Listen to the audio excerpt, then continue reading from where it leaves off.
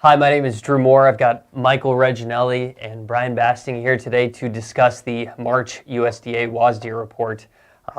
As of about 10 minutes ago, nearby corn was down about 10 cents. May soybeans up 4 cents, and Chicago wheat locked limit down 85 cents right now. So, Brian, first question to you. Wheat's obviously been getting the brunt of the attention here across the grain complex, and what stood out to you on the USDA report about wheat and price action moving forward? This was the first report, Drew, that the USDA had an opportunity to adjust in view of the war, obviously, with Ukraine and Russia, and they did adjust. Sure. They took the exports from Ukraine down 4 million tons from last month, and they took the exports from Russia down 3 million tons from last month. Okay. However, part of that was offset by a larger crop in Australia. USDA bumped up the Australia crop by 2.3 million tons, and they bumped up the exports in Australia by 2 million tons. So that did partially offset the Ukraine and Russia reductions. And also what the USDA did was they bumped up India exports by another 1.5 million tons. So not entirely offsetting that reduction in Ukraine and Russia, but at least partially offsetting that. So I think it's more of a new crop story now, Drew. I think we'll be able to get through the remainder of this old crop year, which runs through the end of May, but the wheat dynamic is far from settled as we move into that new crop year. Top of the list, of course, is what's going to happen with Ukraine and Russia exports for next year. Sure. Yeah. Speaking of unsettled, corn's been quite volatile as well. Michael, not quite as volatile as wheat, but what was your takeaway from corn today on the? USDA, for the most part, kind of kicked the ball down the road a little bit. Very conservative approach. It seems like. Just kind of they're gonna kind of adjust as we move forward. So they didn't take a sweeping cut to the balance sheet. 100 million off the previous carryout estimate for U.S. corn. A lot of privates are considerably lower than that currently. It doesn't feel like they fully reconciled the potential demand injection of exports and maybe to a lesser degree ethanol. But again, as Brian alluded to, still the Black Sea and kind of how the Russian-Ukraine situation plays out. Is going to be, heavily influencing world and U.S. balance sheets as we move forward. Between Russia and Ukraine, they made up about 17% of the world corn export book last year. USDA hasn't fully addressed that, again, because there's just a lot of uncertainty between the infrastructure damage, production cycles, what they're going to be able to do, and how much of that business potentially shifts to the U.S. Sure. Still a lot of questions in Brazil's safrinha crop, U.S. crop. There's just a lot of unknowns, and so again, they took a conservative approach, but we'll learn more as we move forward here. Right. Thank you, Brian. What was your takeaway across the soybean complex? I know there's been a lot of private estimates, kind of a little bit all over the place on the South American crop. What's your perception of that?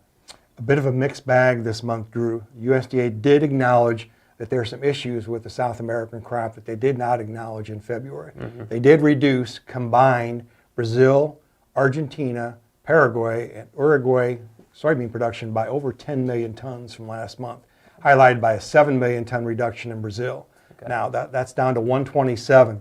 There are some trade estimates, though, closer to as low as 120. So perhaps that number still has some downside to it. But today the USDA said 10 million tons lower in South America, but they only increased the U.S. exports by a little over 1 million tons, 40 million bushel. That was the only change the USDA made in the domestic soybean balance sheet. So the carryout now is at 285.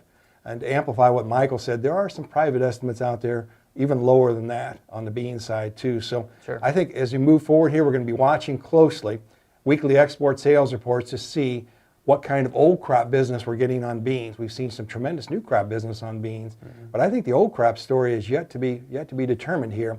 And watching those weekly sales on soybeans will be critically important to see what type of coverage we're going to get. And the bias seems to be on that South American crop, Drew. There might be a bit more downside to those crop estimates, probably notably in Brazil. Sure seems like it. Flat price has been erratic, to say the least. But we don't try and predict price around here. But tell us about the cash markets, Michael, and future spreads. Yeah, it's a tough situation to navigate through currently. We've been building an inverse on this rally, corn and beans on the front end, kind of all the way through the back end of the curve, and that is what tends to happen in a traditional bull market. You know, bull markets will do that. It's higher basis, it's narrower to firmer to potentially inverted spreads, and it tends to be higher futures prices, right? All of those things make up your traditional bull markets. One of the interesting things is we have seen basis break a little bit on the front end as the inverse is corn and beans have driven inventory into the market, help kind of satisfy March, April, maybe May coverage in certain markets. But I think the story's, far from told yet. As we see corn shift, is it 150 million bushels of business that the U.S. picks up? Is it 500 million bushels that we need to export because there's no other origin that can satisfy it? Ethanol margins have fared very well, where there really wasn't large extractable margin. As recently as 2 months ago, March forward, the rally in crude oils changed that a little bit. So there's also thoughts that with the historically high ethanol margins in the fall and the winter months, the USDA might have to increase their ethanol estimate at some point, and that just obviously amplifies the tightness if we do see significant corn export demand come in. So in general, we're seeing some weakness on the front end, but we're already seeing CIF and some of the export markets come up in corn and beans as more interest, as Brian alluded to, begins to shift to the U.S. So it still tends to be somewhat friendly towards basis and spreads until some of this uncertainty levels itself out. Sure. Thank you. Brian, the world is certainly focused on the war in Ukraine right now. They have the same Northern Hemisphere planting season as we do here in the U.S. So April to June, corn, sunflower seeds, barley in Ukraine is certainly a very important time. What do you think about the planting window? Do we get those crops planted, and if not, what does that do to the U.S.? Unprecedented is the word that comes to mind, Drew. We're really in uncharted territory here. I'd remind everyone that Ukraine is a tremendous competitor with the U.S. in the world corn market.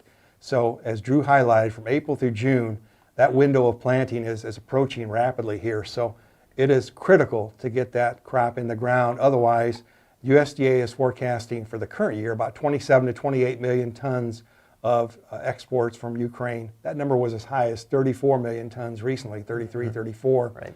So if that crop does not get planted, that demand will either have to be rationed or be taken up by another origin. So I can't underscore enough how much potential volatility exists over the next 90 days, pending that outcome. Today, I guess my best guess today, Drew, would be some of it will get planted. I'm not willing to go out on a limb either way, much further than that. Sure. I just think there's too many disruptions, too much time would need the turnaround time to get all the logistics lined up, even if there was some type of ceasefire immediately in the Russia-Ukraine. But it is a huge factor and really is a recipe for volatility and opportunity in these markets. Right. Thank you.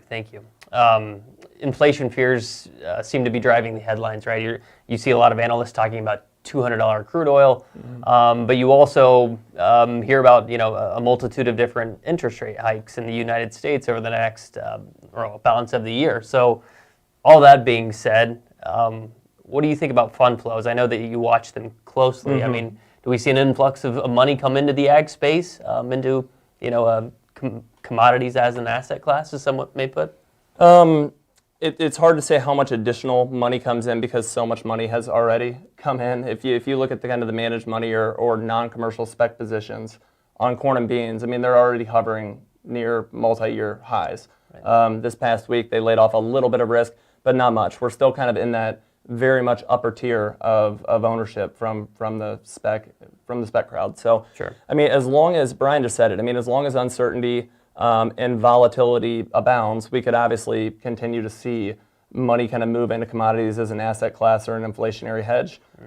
It's very possible they could extend that length, but it does seem to be a little bit exhausted, at least at this point in time. But if we had a clearer path forward on what it's going to look like from an energy price standpoint, from an inflationary standpoint, what the strength or weakness of the U.S. dollar is going to be over the next 6 to 12 months, it'd be a little easier to discern. But right now, it's very uncertain. So it's hard to say. They do have significant exposure. How much more that they're willing to add really depends on how much more volatility we inject into this market. Sure. Unprecedented times, as you put, Brian. Yeah. Thank you all for watching today, and if you have any questions, please feel free to give us a call, and have a great day.